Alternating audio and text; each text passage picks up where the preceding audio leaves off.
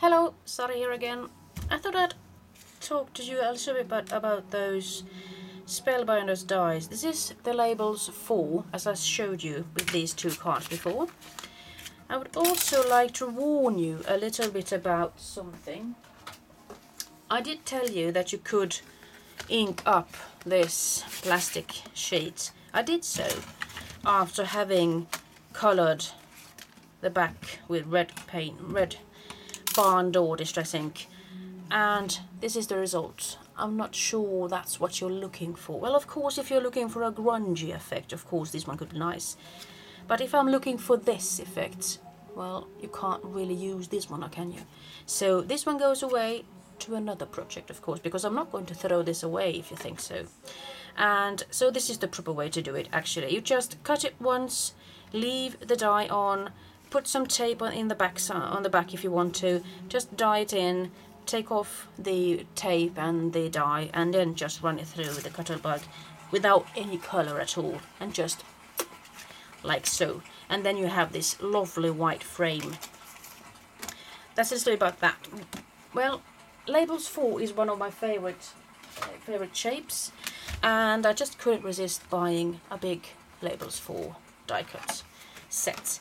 So I went for this one. This one's called Grand Nestabilities, and it's got 6 different kinds of shapes, and it actually continues from the largest one from the regular set.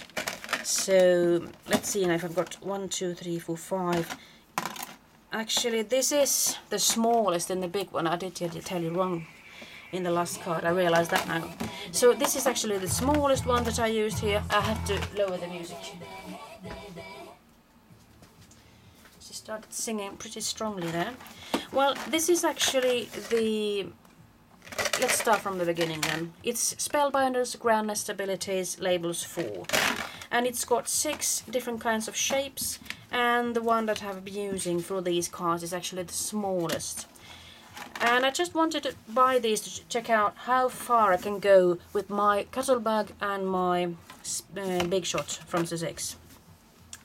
So I started off using the second biggest die, and here is the cutting mat for the Big Shot from Sizzix. And as you can see, it actually fits both lengthwise, it ends there and there. So lengthwise this is just perfect, and widthwise you just still have something to go for.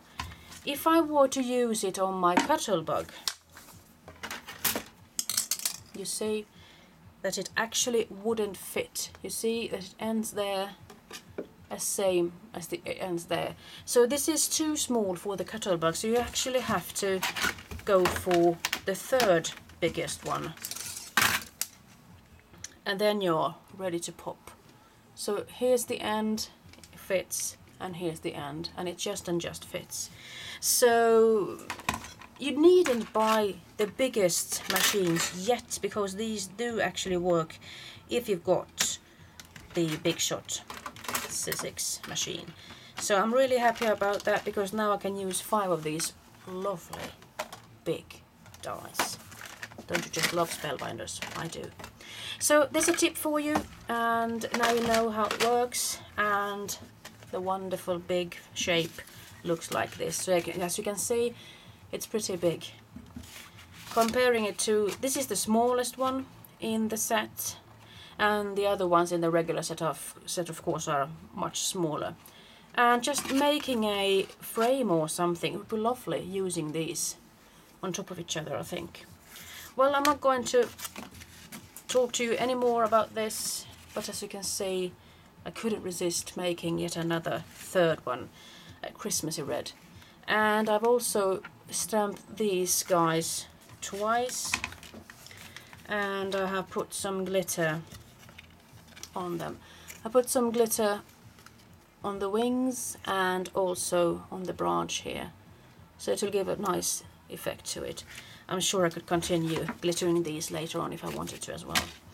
So I'm just going to make yet another, or perhaps 2 different cards with these lovely stamps and the corrugated paper, of course. Well, now it's actually goodbye for me.